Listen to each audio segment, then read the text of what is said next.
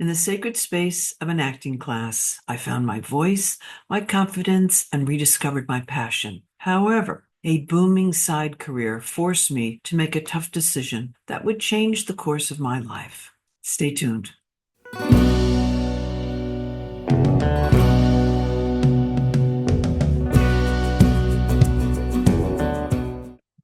The Terry Schreiber Acting Studio is in the Village on East 4th Street. Our scene study class is held in the upstairs theater. When I enter, the place feels sacred, like a church.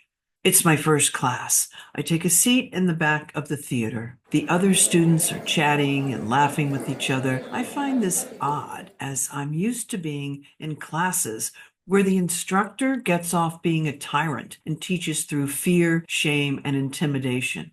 My brain begins to judge. Obviously, these people can't be decent actors. They need to be more serious about the craft. I sit in the back and silently observe the scene work. Oh my God, these people are amazing. There's been a mistake. I don't belong here. I'm not good enough. After class, I approach Terry Schreiber. Terry, why did you put me in this class? He smiles. His crystal blue eyes twinkle like Santa Claus. You're the same caliber as these actors. You can tell that from the audition monologue I did? I looked into your eyes. They don't lie. This class is challenging, wonderful, and scary as hell. Terry assigns the scenes and he gives me intense, provocative characters to play, like Blanche in A Streetcar Named Desire, Jane in Paris, Texas, Lady Macbeth. I'm petrified, but thrilled to work on my craft in such an intense and challenging way. My confidence expands as my work grows stronger. Terry assigns me the part of Belle in Jessie and the Bandit Queen. My scene partner, David, plays Jesse James. In the play, Jesse is married to Z, but he's never left Belle. Belle wants more. She wants to ride with Jesse, be his woman. Jesse isn't interested in Belle working with him. They're fierce competitors. During the scene, the tension escalates. Oh, that's Dixie Carter as Belle. Belle shaves Jesse with a straight razor. She threatens him. What I had in mind is slicing off chunks of you, putting them on me. I might hack off an ear, stick it on, or maybe your nose. That way, I can be either one of us or both. I'll use you for spare parts. She nicks him with the razor. Jesse, to prove his domination, grabs Belle. They scuffle. She drops the razor. Jesse climbs on Belle and rides her like a horse. David and I are rehearsing this scene in my apartment because I have a large living room space and Henry isn't expected home from school anytime soon. So we're rehearsing. And at the end of the scene, Jesse, David, hops on my back and rides Belle with abandon. He's got me by the hair with his left hand and his right arm is waving in the air like he's holding a 10-gallon hat and yelling, "Ride, Venus, ride. I am the real Jesse, the one, the only. I am Jesse." The key turns in the lock of the apartment door. David and I freeze. Heat explodes through my body as my face flushes red. We jump up and we're out of breath like we've been caught having torrid sex. Henry walks into the living room. David and I are panting, looking guilty as sin, trying to act normal, but we can't control our laughter. Henry gives us a stern once-over, like he's disgusted, before going into the bedroom and closing the door. David and I giggle like two school kids.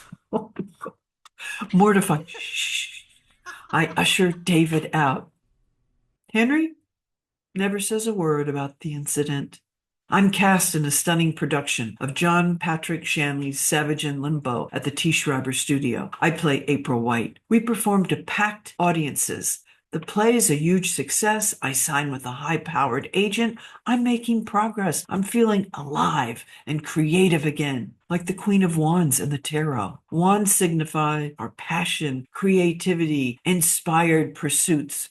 And the Queen of Wands signifies courage, confidence, independence. She inspires others to trust their abilities, pursue their goals with determination.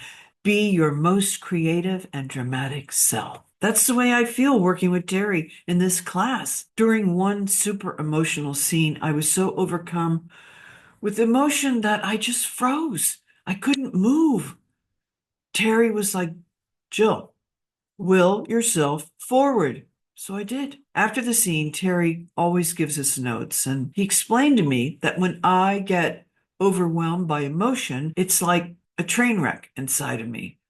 But he assured me, keep working, the body will adjust and allow the bigger emotions. This is a far cry from typing legal documents in a Wall Street dungeon. Plus, my acting class has all these really cute, sexy guys to fall in love with. Meanwhile, back at Color Direction, the stars have aligned. And after almost 4 years of working like a dog, color direction is a status symbol. Oh, if you don't know what color direction is, I have a couple of other videos about that. You can watch them if you like. Fashion designers and buyers are purchasing these color direction color kits like they contain cocaine instead of yarn. Unbeknownst to me, Color Direction is now the #1 color forecasting company in the country, maybe the world. And I'm making money. Lots and lots of money. Falling from the sky money. One night over dinner at Odeon, Susan and Annie, the owners of Color Direction, asked me to become a partner with them. I'm shocked. Susan's husband leaned over and whispered, You're in the driver's seat. You have the power here. Henry's nodding, yes. Say yes. My head's exploding. I'm making so much money here, and I love having enough money so I don't have to worry all the time about stuff. I mean, I could be set for life, but working with Terry, I'm alive, I'm growing, I'm happy. Terry has encouraged me and given me permission to be an actor. I can't turn back now. I'm 36 years old. It's now or never. If I become a partner, I can kiss my acting aspirations goodbye. Back in the day, there was some misguided understanding that in order to be a real actor, you weren't allowed to have another career or job. You had to be all in on acting to prove you were serious. Please, nowadays, actors own wineries, scotch brands, perfume, jewelry lines, but back then, plus. Henry had such disdain for my acting aspirations. He'd love for me to quit. I couldn't give him the satisfaction. I had to prove him wrong. If I take this offer, I'll never be an actress. Here we go again. Crossroads, Two of Swords. At that time, I saw the world in black and white. I thought it was either yes, no, right, wrong. I didn't realize I could negotiate. I limited myself. Maybe I could have done both. I already was. If I knew then what I know now. But thank you. But I'm going to continue to focus on my acting. After a year, I received a call from my high-powered agent. Jill, we've decided not to renew your contract. I'm sorry. I thought you'd take off like Ed Norton did for us. But you didn't. Don't take it personally. They wanted canned tomatoes. And you're a fresh tomato. Fresh tomato? I mean, what does that mean? What did he expect? I had 3 auditions in a year and I booked 1. That's a very good percentage. It was an independent film. Is it my fault I was cut out of the film? My part made no sense. It didn't move the story forward. Oh, why is this happening? Why? What am I doing wrong? I want this more than anything in the world. And like a jilted lover, this career keeps taunting me, messing with me, eluding me. I'm growing more and more frustrated by the day. In order to keep my rage at bay, I take 4 aerobics classes a week to stay in shape, release my frustration and pent-up anger, and keep my sanity. My marriage is falling apart. Now what?